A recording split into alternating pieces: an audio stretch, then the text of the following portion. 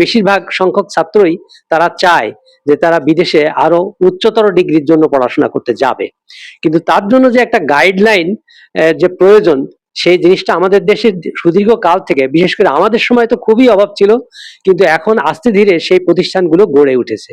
এবং গ্লেনডন এডু আমি মনে করি তারই একটি একটা সেই ধারাবাহিকতার একটি উদ্যোগ। আমি ডক্টর মনিরুজ্জামান খন্দকার, অধ্যাপক, অবসরপ্রাপ্ত, ঢাকা বিশ্ববিদ্যালয়। তো আজকের এই গ্লেনডন এডুর যে মূল যে উদ্দেশ্য সেটা আমরা সবাই শুনেছি, এবং আমার কাছে এই জন্য ভালো লাগছে যে গ্লেনডনের সাথে নিচে একটু এডু লেখা আছে, এবং এই এডুকেশনে আমি সুদীর্ঘ প্রায় 40 থেকে 50 বছরের মতো ব্যয় করেছি ঢাকা বিশ্ববিদ্যালয়ের মতো একটা প্রতিষ্ঠানে, এবং বাইরের বহু বিশ্ববিদ্যালয়ে আমার গবেষণা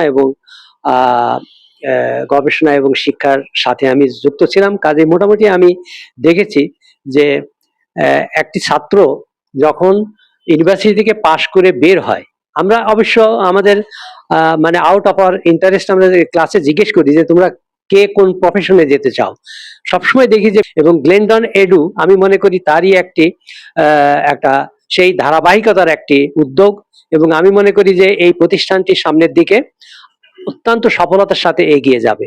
তো এই বিষয়ে আমি শুধু এইটুকুই অনুরোধ করব যে যখন একটি ছাত্র আসবে বা যখন যে কেউ আসবে, যে বিদেশে তাদের সাথে একটা যোগাযোগ করার জন্য, তাদের সাথে ব্যবহারটা ভালো করার জন্য, এবং অ্যাট দি সেম টাইম তাদেরকে যে আশ্বাস দেওয়া হবে সেই আশ্বাসের পূরণের যতটুকু সম্ভব সেটা ব্যবস্থা করতে হবে। এবং আমি মনে করি এই প্রতিষ্ঠানের মাঝ দিয়ে বহু ছাত্রছাত্রীর সামনে হয়তো তারা ভবিষ্যতে দেশে বিদেশে তারা উচ্চশিক্ষা লাভ করবে এবং উচ্চশিক্ষায় যেতে পারবে, গবেষণায় অন্তর্ভুক্তি লাভ করবে। শিক্ষা, গবেষণা এবং বিজ্ঞান এছাড়া পৃথিবীতে এখন কোনো মূল্য নেই কারো।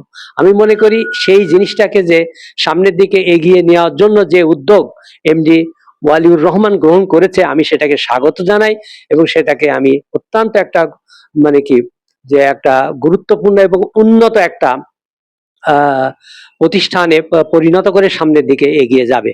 আমি আল্লাহর কাছে এই বলে প্রার্থনা করছি যে যাতে এই প্রতিষ্ঠানটি সামনের দিকে একদম নিঃসংকোচ চিত্তের সামনের দিকে এগিয়ে যেতে পারে, এবং এর মাঝ দিয়ে এই দেশের ছাত্রছাত্রী এবং তরুণ সমাজ যাতে বিশেষভাবে উপকৃত হয়। আমাকে কিছু বলার সুযোগ দেওয়ার জন্য এবং ইনভাইট করার জন্য আমি বিশেষভাবে ধন্যবাদ জানাচ্ছি।